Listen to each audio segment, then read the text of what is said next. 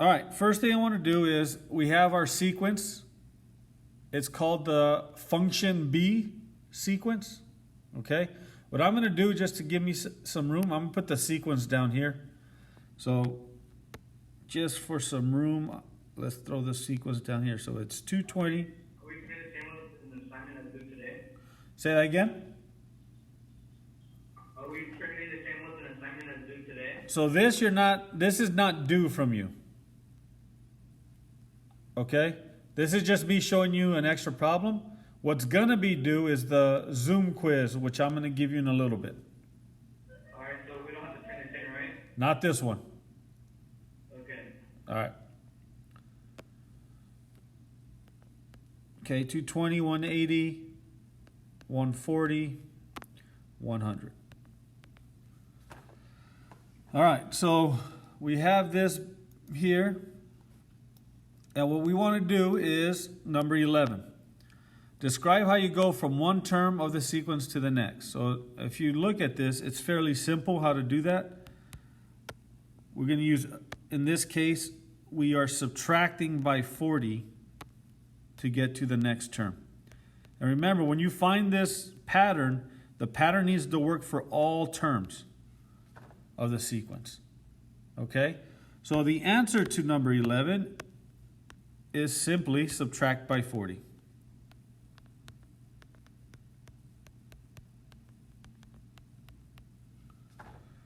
Okay, so we're done with number 11. Now, we're going to jump to number 12. And if you found how to get to the next number, number 12 should be simple. We just got to do a little bit of work. So what number 12 is asking is using the sequence, the function B. Remember, this is a function. Okay, so using the function B, I want the 11th term. So we're going to go ahead and continue this sequence until we get to the 11th term. All right? So let's do it. So I'm going to subtract 40 each time. So that's going to be 60, 20, negative 40, negative 80. Sorry, messed up. It's negative 20, negative 60. And we're just subtracting 40 each time. Negative 100, negative 140, negative 180, negative 220, negative 260, negative 300, and we could go on forever. Negative 340. We'll stop there. Okay? So, if you look at number 12, this is in function form. So if you remember from Tuesday, I said sequences are just the output of a function. So to resemble that, I want to turn this into a function input-output table. All right? Again, this is just a reminder review of what we did on Tuesday.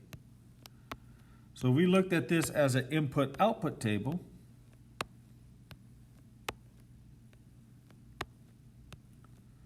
It would look something like this.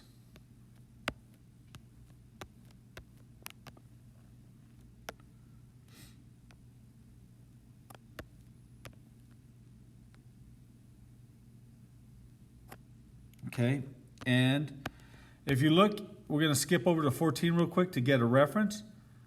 Our input is n.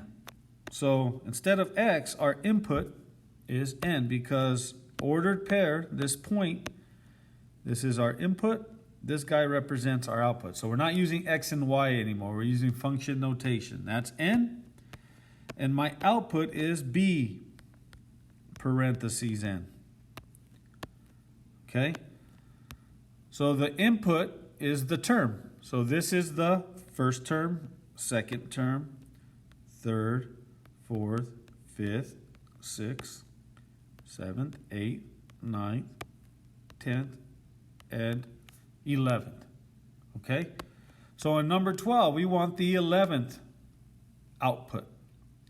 So in essence, we want B11, which would be, we want this output, the 11th output. So that means 12 is, B11 is equal to negative 180. Again, this is function notation, and this is how it looks in function form. Okay? Again, I'm stressing this a lot because this is all what Im3 is about. Functions. Functions, functions, functions. Turning things into input-output tables. Okay? 13. B subscript 15. Guys, this means essentially what this means is just a different way of writing it. So we want the 15th term. So that's 11, 12, 13, 14, 15. Function form, we would do B15. Subscript form is B sub 15. But it means the same exact thing. One's in function form and one's in subscript form. So B15 is negative 340.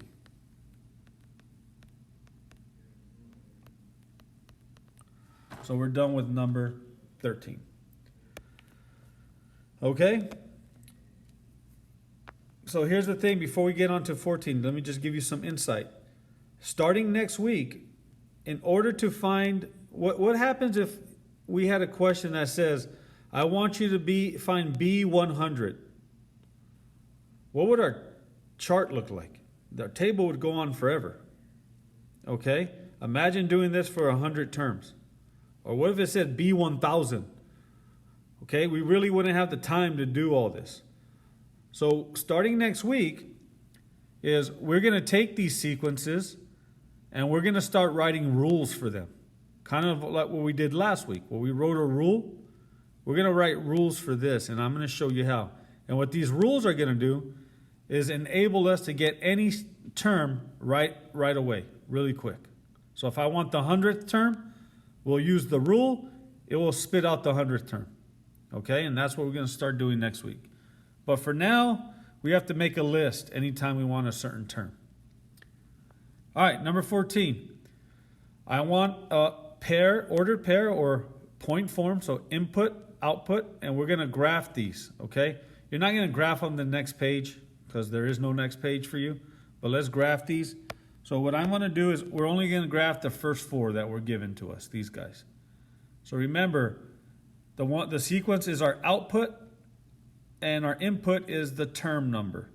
So if I had to make points out of these, we're going to go input first, which is 1, and then our output is 220. The second function is input, output. That's our second point. Input, output. And then last point is 4, 100. Input, output. Again, this is n parentheses b of n, which just means input, output. Instead of calling them XY, we just name them something else. There's no difference there. Okay? So what I'm going to do is graph those first four. Let's put them on this graph here, so you got to draw your own graph.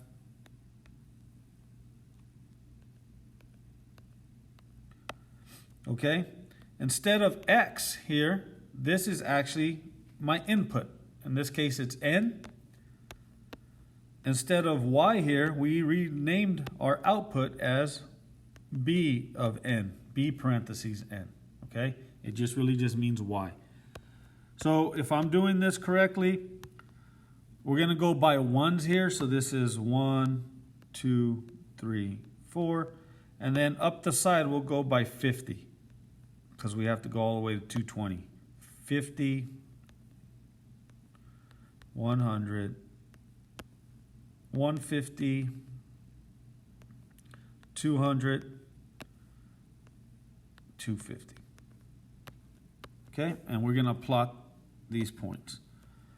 So the first one is 1, 220. So 1, 220 is about right here. Then we have 2, 180. a little closer to 200. 3 comma 140. About right there. And then 4 comma 100. Right there. So we have just graphed, believe it or not, we graphed our sequence. Okay? So now, last but not least, how does the graph change?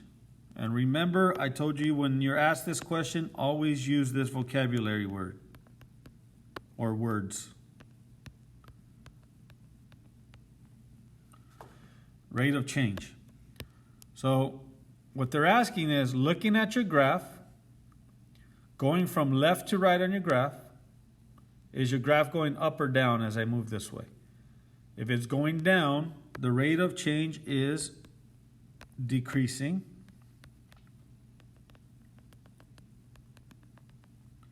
Okay. The other thing you want to look for, is it decreasing like a line? So is it a straight line decrease? And the answer is yes, because we know that to get from one term to the next is always subtracting 40. That doesn't change. We're subtracting 40. So we're going to get a straight line decrease. If it's a straight line, we call that constant. So we could put it is a rate of change is constant decrease or decreasing constantly. As long as you put this word in there. Okay? And we're even going to go more specific because we know how it's decreasing. It's decreasing by a certain number, which we said in number 11. We are decreasing by 40. So what that says is our graph, as we go from one dot to the next, is going down by 40. Every time we go to one dot to the next, we are decreasing by 40. Okay? So again, think of rate of change like slope. Rate of change is basically another word for slope. Okay? We are going down by 40. All right, guys, that's kind of what we... So the check-in code is foot.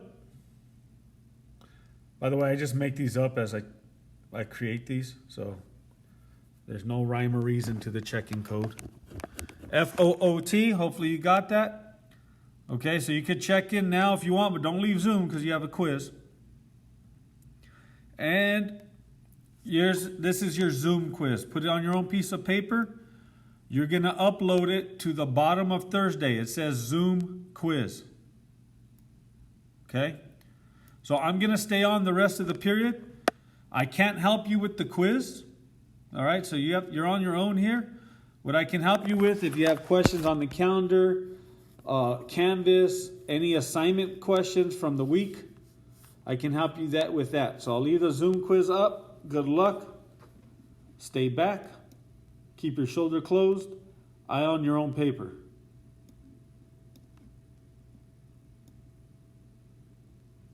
Wait, you're not next to each other, so that's not a problem.